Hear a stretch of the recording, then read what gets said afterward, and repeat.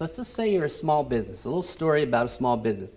We'll call it the Houston Almond Company, okay? The Houston Almond Company.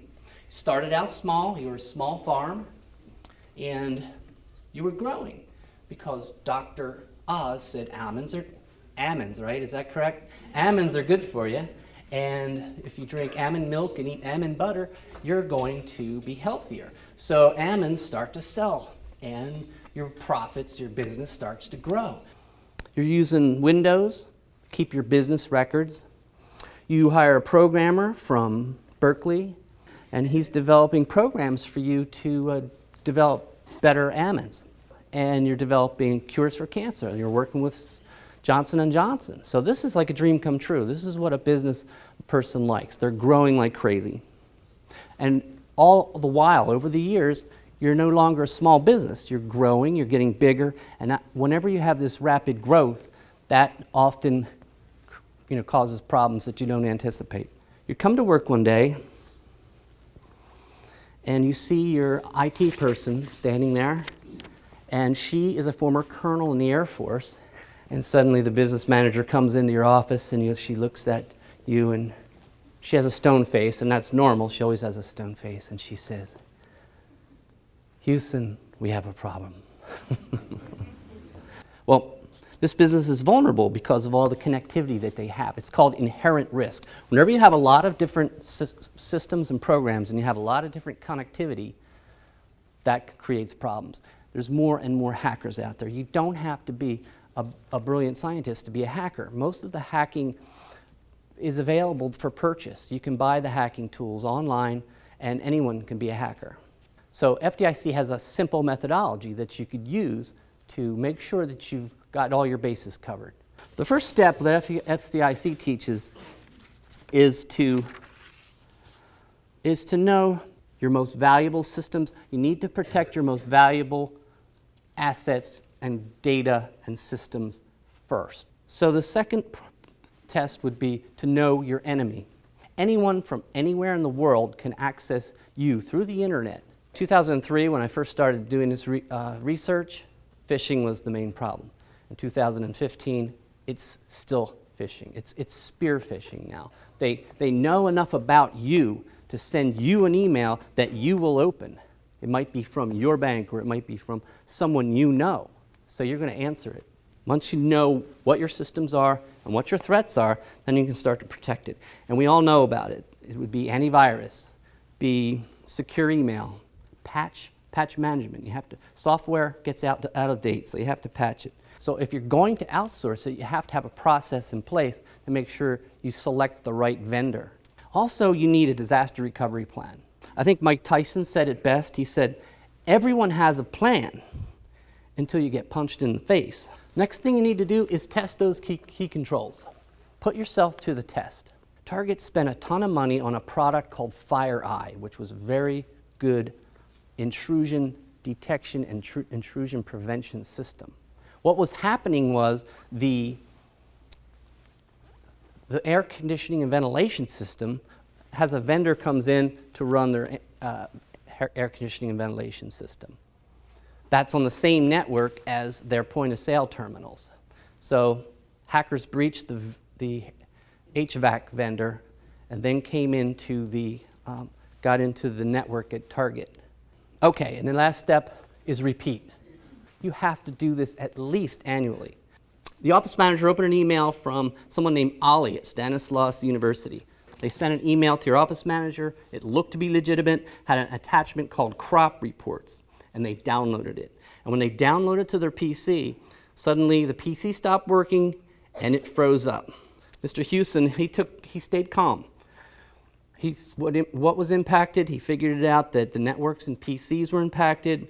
Okay, he did have an audit before, which is a good thing.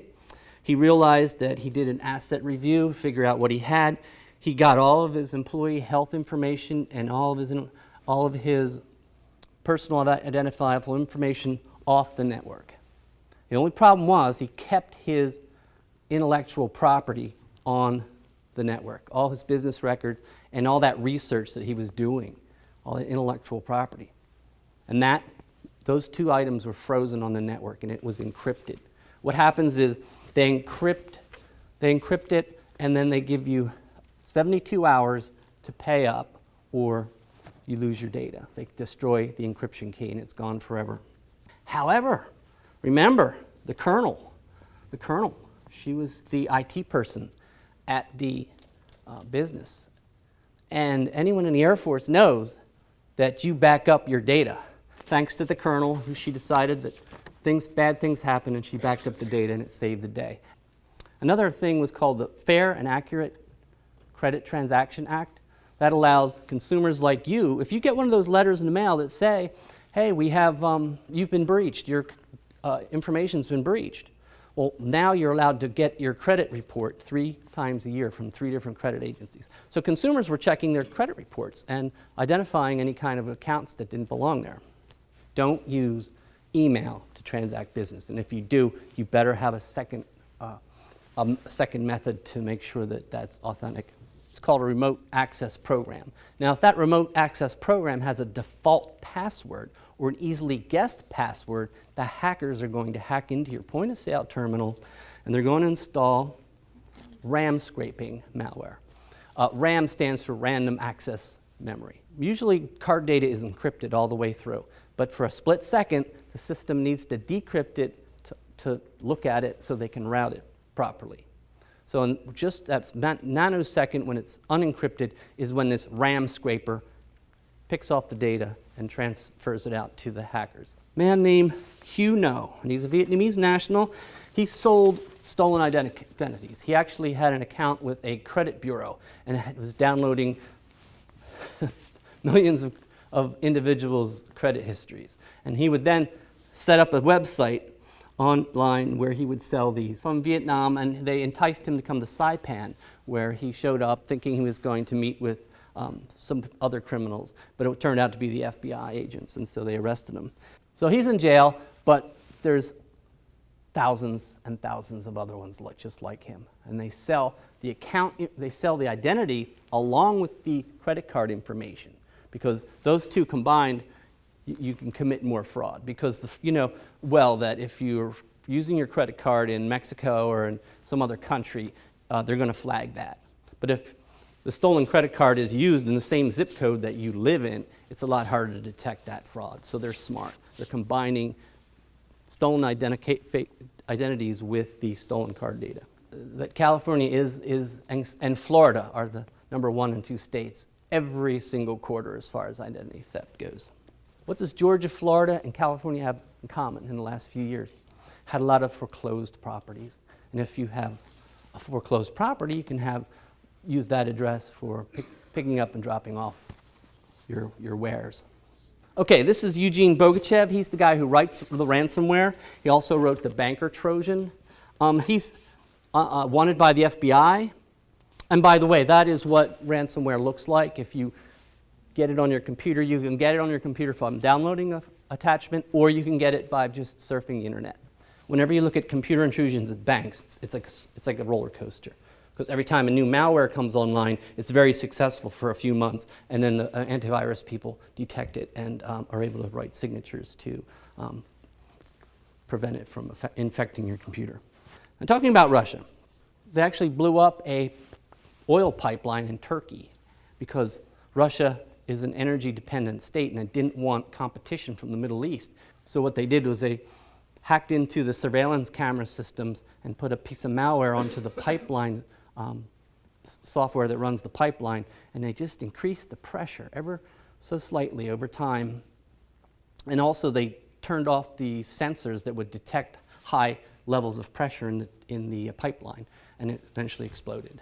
The next problem is the Guardians of Peace. They're the ones that destroyed Sony's programs, and we know that they did that because FBI was watching it closely when it happened. Former CIA Director Keith Alexander said that China's theft of United States intellectual property, get this is the director of the CIA saying that this is the greatest transfer of wealth in history. China needs to create 10 million jobs a year to keep this. They had 9% GDP growth, okay? That's immense. That's hard to sustain. They couldn't do that They don't have time for research and development. The only way that they could possibly create this growth was to steal the intellectual property, and they were stealing it from various United States companies. And now they're starting to hit financial markets. There were 2 Chinese nationals who were arrested stealing proprietary software from hedge funds. October of this year is when we convert, or actually there's a liability shift.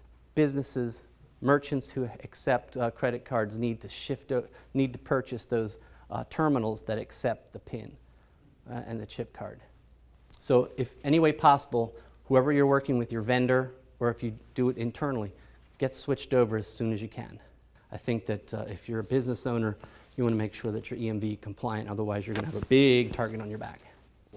Thank you.